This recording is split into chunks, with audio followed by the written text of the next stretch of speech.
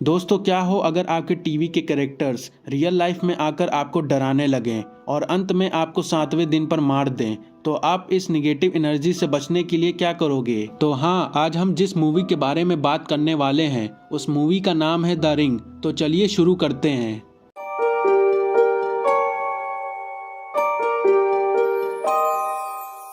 तो मूवी की शुरुआत में हम कैटी और बेका नाम की दो टीनेजर्स लड़की को एक रूम में आपस में बात करते हुए देखते हैं, जहां कैटी बेका को एक कर्स टेप के बारे में बताती है, जहां वो उसे उस कर्स टेप को देखने वाला कोई भी इंसान 7वें दिन पर मारा जाता है। लेकिन इसी के साथ कैटी बेका को ये बताती है कि वो उस टेप को अपने दोस्तों के साथ बहुत पहले ही देख चुकी है और आज उस टेप को देखे हुए पूरे 7 दिन होने वाले हैं। पर उन दोनों को ही उस टेप की अफवाह पर विश्वास नहीं था और वो इस बात को पूरी तरह इग्नोर कर देते हैं। पर एज ए ऑडियंस हम समझ पाते हैं कि उनके घर में कुछ तो गड़बड़ हो रहा है। नेक्स्ट सीन में हम कैटी को उसके घर के फर्स्ट फ्लोर पर जाते हुए देखते हैं, जहाँ पे एक कमरे के अंदर बहुत पानी भरा होता है। इसीलिए कैटी उस कमरे के अंदर जाती है और अंदर जाते ही उसे एक टीवी दिखाई देता है, जिसे देखकर वो बहुत जोर से चिल्लाती है और उसके तुरंत बाद ही वो मारी जाती है। मूवी के नेक्स्ट सीन में हम एक छोटे से बच्चे एडन को उसके स्कूल के अंदर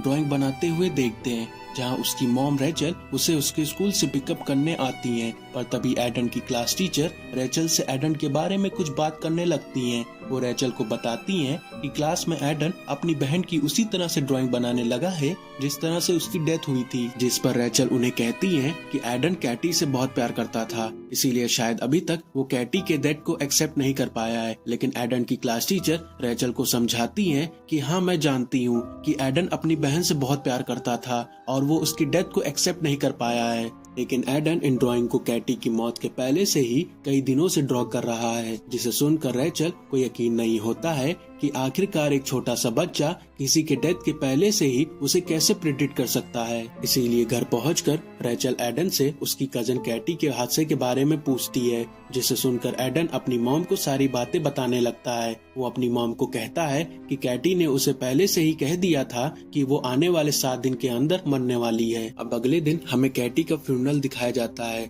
जहाँ पर कैटी की मॉम रेचल से कहती है कि कैटी की मौत नेचुरल नहीं थी, क्योंकि जब उन्हें कैटी की लाश सबसे पहले मिली थी तो वो देखना उनके लिए बहुत ही हॉरिफाइंग था और डॉक्टर्स ने भी उन्हें बताया कि कैटी की मौत एक सडन हार्ट अटैक से हुई है, जो कि अक्सर बड़े उम्र के लोगों को ही आता है। लेकिन ये हार्ट अटैक एक 16 साल की लड़की को आना उनके लिए भी शॉकिंग था। और यही नहीं, जब उन्होंने कैटी की फ्रेंड बेका को उस दिन के बारे में जानने के लिए कॉल किया तो उन्हें पता चला कि बेका अब पूरी तरह से पागल हो चुकी है, इसीलिए उसे मेंटल असाइलम भेज दिया गया है। इसीलिए कैटी की मॉम रेचल से उसकी बेटी की मौत के बारे में और भी ज्यादा जानने के लिए उससे उसकी मदद मांगती हैं, जिसे रेचल एक्सेप्ट भी कर लेती है। तो अब उसी रात रेचल कैटी के कुछ दोस्तों से बात करती है, जहां पर उसे पता चलता है कि कुछ दिन पहले कैटी ने अपने कुछ दोस्तों के साथ शेल्टर माउंटेन इन नाम की रिजॉर्ट के अंदर गई थी, जहां पर उन लोगों ने किसी तरह की कर्स टेप को एक साथ मिलकर देखा था। और यही नहीं, वो लोग रेचल को ये भी बताते हैं कि उस दिन कैटी के साथ जितने भी लोगों ने उस टेप को देखा था उन सभी की मौत एग्जैक्ट उसी दिन और उसी टाइम पर हुई है, जिसे सुनकर रेचल भी यकीन नहीं कर पाती है। इसीलिए नेक्स्ट डे रेचल उस केस पर और भी ज्यादा इन्वेस्टिगेशन करने लगती है, जहां पर उसे कैटी की उसी दिन की ग्रुप फोटो मिलती है, जो कि बहुत ही डिस्टॉर्टेड थी। रेचल को अब कुछ समझ में नहीं आ रहा था कि वो आगे क्या करे, इसीलिए वो डिसाइड करती है कि वो भी उसी जगह पर जाकर उस कर्स टेप को अकेले देखेगी, जहां पर कैटी अपने पूरे ग्रुप के साथ गई थी। वहां पहुंचकर रेचल उस टेप को प्ले करती है, जहां पर पहली बार उस टेप के कुछ सीन्स को देख पाते हैं, जो कि बहुत ही डिस्टर्बिंग था। अब टेप के खत्म होने पर रेचल को वहां पर किसी का कॉल आता है, जिसे उठाने पर उसे कोई 7 डेज कहकर फोन को काट देता है। लेकिन रेचल इस बात का मतलब समझ नहीं पाती और अगले दिन वो अपने एक्स बॉयफ्रेंड नोवा के पास जाती है, जहां पर वो उसे इस केस के बारे में सब कुछ समझाती है, पर नोवा उसकी किसी भी बात पर यकीन नहीं करता है। लेकिन इसी बीच रेचल ये भी नोटिस करती है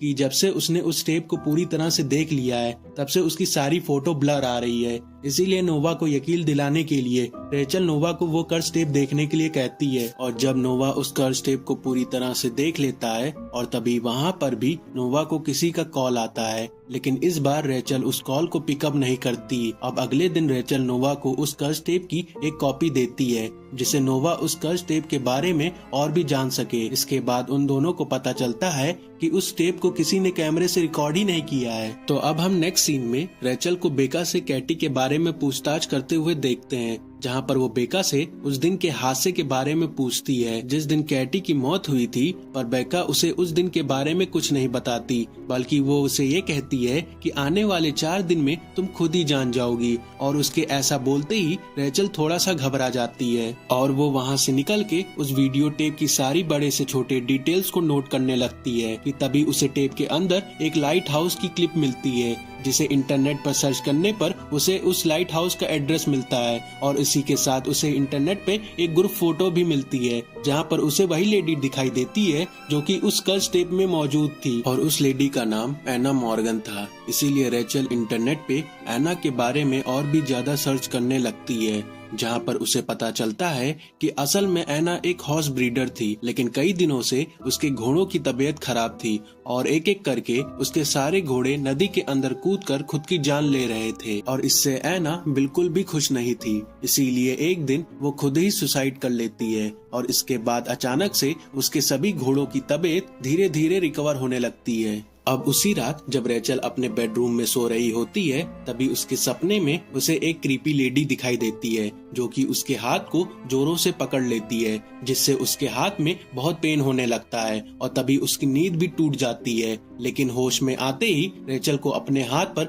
वही पंजों के निशान दिखाई देते हैं जो कि उस क्रीपी लेडी ने उसके सपने के अंदर मारे थे। और रेचल को अपने बेडरूम के बाहर से उसी कर्ज टेप की आवाज आने लगती है जिससे उसका बेटा एडन उस टेप को पूरी तरह से देख भी लिया होता है, जिससे रेचल एडन के लिए बहुत परेशान होने लगती है। और तभी उसे नोवा का कॉल आता है जो कि उससे कहता है कि उसकी सारी फोटोज और वीडियोस में उसकी खुद की इमेज डिस्टॉर्टेड आ रही है, जिसे सुनकर रेचल और भी ज्यादा परेशान होने लगती है। इसीलिए वो एडन को तुरंत ही उसके आंट के घर पे छोड़कर खुद ही उस केस को सॉल्व करने के लिए उस लाइट हाउस के एड्रेस पर चली जाती है। और रेचल जिस शिप की मदद से उस लाइट हाउस की तरफ बढ़ रही होती है उसी शिप में उसे एक घोड़ा दिखाई देता है जो कि अपने आप ही उस नदी के अंदर कूदकर खुद की जान ले लेता है। अब किसी तरह से रेचल उस आइलैंड पे पहुंच जाती है जहां पर वो लाइट हाउस मौजूद था। वहां पहुंच के रेचल सबसे पहले एना मॉर्गन के हस्बैंड से मिलती है, जहां पर वो उसे उसी कर्ज टेप के बारे में पूछती है,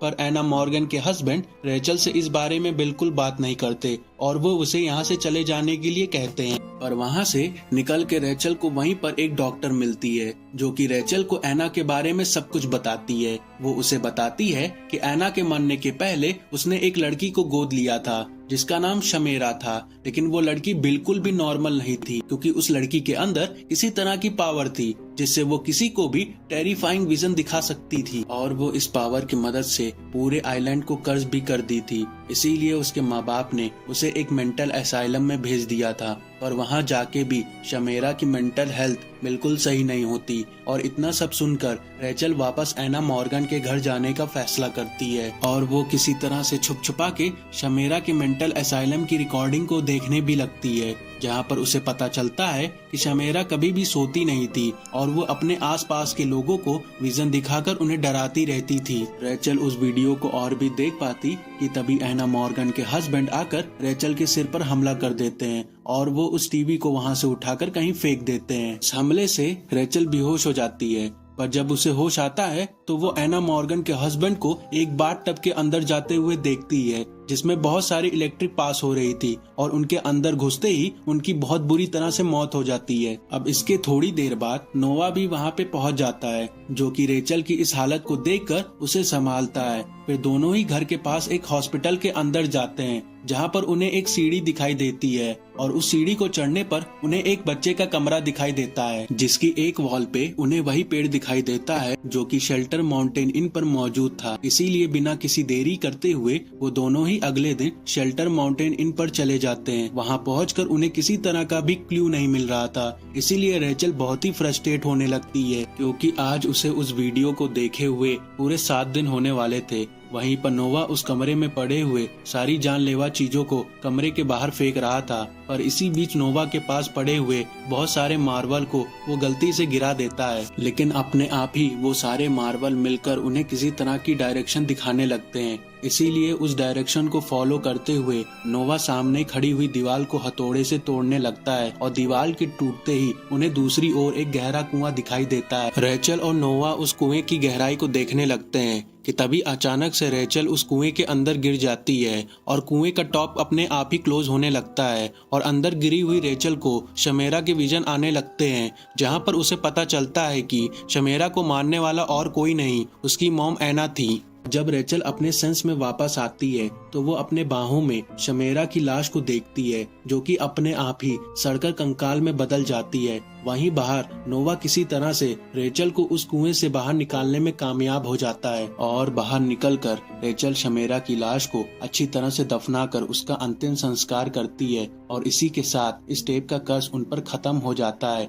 और अगले दिन रेचल आराम से अपने बेड पर एडन के साथ शमेरा की बात कर रही होती है कि वो अब उन्हें कभी भी परेशान करने वापस नहीं आएगी, पर एडन अपनी मॉम को कहता है कि शमेरा की आत्मा कभी भी आजाद होना ही नहीं चाहती, उसे किसी तरह की मुक्ति चाहिए ही नहीं, बल्कि वो तो दूसरों को कर्ज करना चाहती है। और इतना कहकर एडन की नाक से खून बहने लगता है और उसके हाथों पर शमेरा के पंजों के निशान आ जाते हैं, जिससे वो समझ जाते हैं कि अभी तक शमेरा का कर्ज उन पर नहीं हटा है। इसीलिए वो नोवा को सावधान रहने के लिए कॉल करती है, क्योंकि आज उसका 7th डे होता है। पर दूसरी तरफ नोवा को इस बारे में कुछ भी नहीं मालूम था और वो आराम से ऑफिस में बैठकर अपना काम कर रहा था कि तभी वो अपने डेस्क पर पड़े हुए कप को उठाता है, जिसके नीचे एक रिंग का शेप फॉर्म हो जाता है, जिससे पास में पड़ी हुई टीवी अपने आप ही ऑन होने लगती है और उस टीवी से शमेरा बाहर निकलती है और वो नोवा को वहीं पे मार देती है। इसके बाद वहाँ पे रेचल भी पहुँच जाती है, जो कि नोवा की लाश को देखकर सहम सी जाती है